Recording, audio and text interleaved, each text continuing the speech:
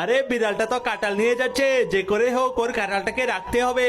এই তো বিড়ালটাকে মেরে কাঁঠালটাকে পেয়ে গিয়েছি। দাঁড়া বিড়াল, আগে তোর কাঁঠালটা খেয়ে নেই, তারপর তোর একটা ব্যবস্থা করছি।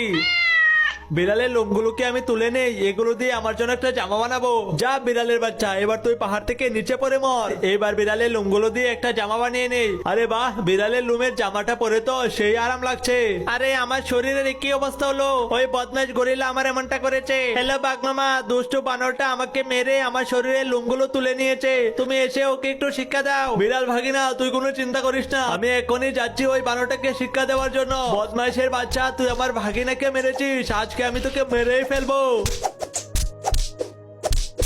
হা হা বানর, তুই তো শেষ রে। এবার তোর চামড়া দিয়ে আমি আমার জন্য একটা জামা বানাবো। বিড়াল ভাগিনা, তুই জামা পরে নাচানাচি কর, আমি এইদিকে বানরের মাংসটা খেয়ে নেই। আরে বাহ, বানরের জামাটা পরেও তো আমাকে সেই লাগছে।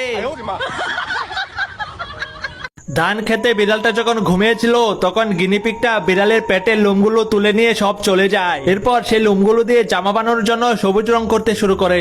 আরে কি, ওই দুষ্টু গিনিপিগ আমার শরীরের লোম তুলে নিয়েছে। ওকে খুঁজে বের করি, ও কোথায় রয়েছে।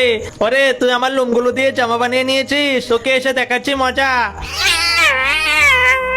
এই বন্ধুরা, আমাদের শত্রু বিড়াল আসছে, তোমরা সবাই ওকে তীর মারো। আরে আরে কি এতগুলো তীর? ওরে বাবা, তীর মেরে গিনিপিগ গুলো তো আমার 12টা বাজিয়ে দিয়েছে। বাঘ মামা, তুমি কোথায়? আমাকে বাঁচাও। ভাগিনা দাঁড়া, তোর শরীর থেকে তীরগুলো ছুটিয়ে নেই। চল এবার দুইজনে গিয়ে ওই ছোট গিনিপিগকে মেরেই ফেলবো।